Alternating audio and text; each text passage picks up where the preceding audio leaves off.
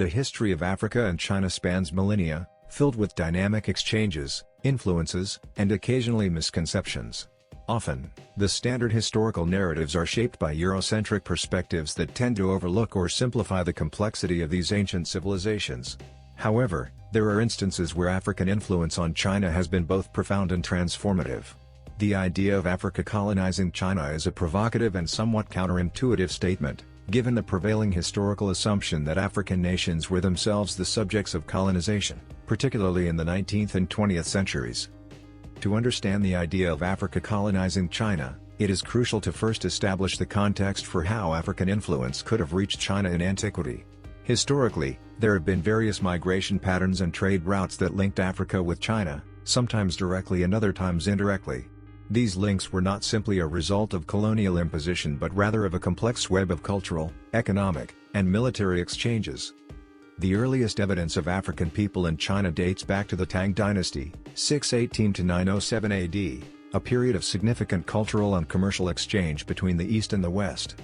The Tang capital of Chang'an, modern-day Shen, was a bustling metropolis where people from Central Asia, the Middle East, South Asia, and even Africa could be found.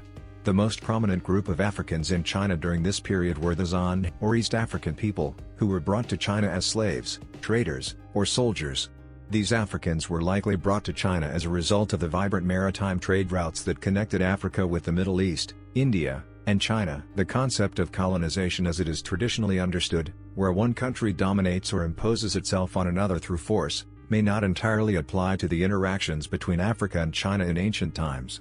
Instead, Africa's connection to China was primarily through trade, with the Swahili coast acting as the key intermediary between Africa and China. The Swahili coast, which includes modern-day Kenya, Tanzania, and Mozambique, was a thriving center of trade from at least the 10th century AD. It became a vital link in the maritime Silk Road, a network of sea routes that connected East Asia with South Asia, the Arabian Peninsula, and the east coast of Africa.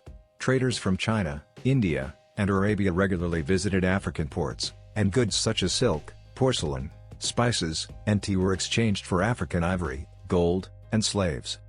The East African Arab and Persian traders, known as the Zan, played a pivotal role in this exchange.